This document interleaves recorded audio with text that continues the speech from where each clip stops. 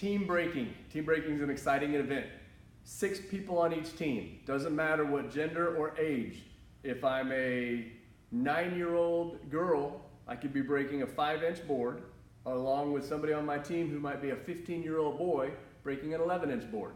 So I'm gonna have 6 people on a team. Everybody breaks the same thing. All break with a hammer fist and all break with a sliding side kick or a stepping side kick. Hammer fist strike. Juniors, all under 17 can wear either a glove, they can wrap, they can, whatever you feel comfortable, they don't have to. 18 and above, don't wrap, just use your hand. So, hammer fist strike, everybody goes through, all 6 players go through and hammer fist strike. Then step back and we all side kick and we blow through all the side kicks. At the end of the last kick, there will be a stopwatch that will have started the event. And on the break of the last kick, the stopwatch will turn off. In the past, after that side kick has been thrown, you've had to go and give somebody a high five to stop the time. The timer's just watching. When the board breaks, that ends your time for your team. When you are putting a team together, obviously you need 6 people to break, but you also need board holders and maybe assistants. We don't allow more than 4, but 4 is really the maximum that you should have anyway. Again, let's say we had those 2 students that we talked about earlier. This would be the girl, first, I think she was 9-year-old, and then 15-year-old boy. So I'm gonna stack the boards, in the order of the way that they're standing in line.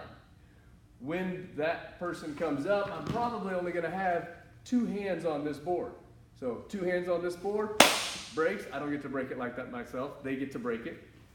And then here, we probably don't want this. I'm helping the teammates now. 2 hands on a board. If I'm a good holder, I have no problem with it. And if my student is a good kicker, they have no problem with it. Better to have 2 people, 4 hands on a board.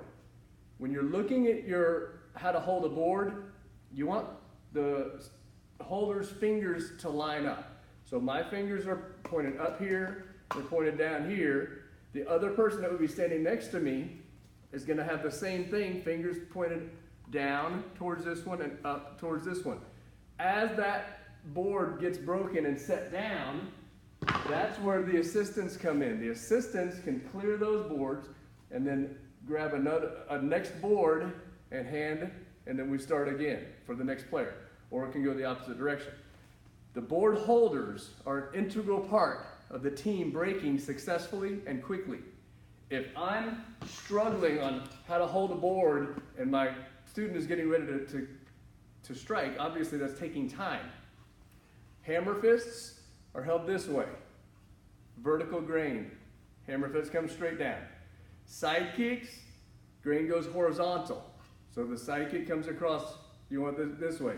The rough edge is on the outside for side kicks, or the rough edge is front to back for hammer fists.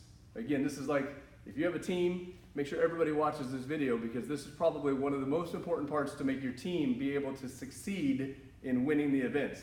The winning times, I think there's actually a video underneath. I'm not even gonna mention what the winning time is, but I think there's a video underneath of one of the teams. I don't believe it was the winning team, I'm not sure, but you can see how efficient and the flow is with the team.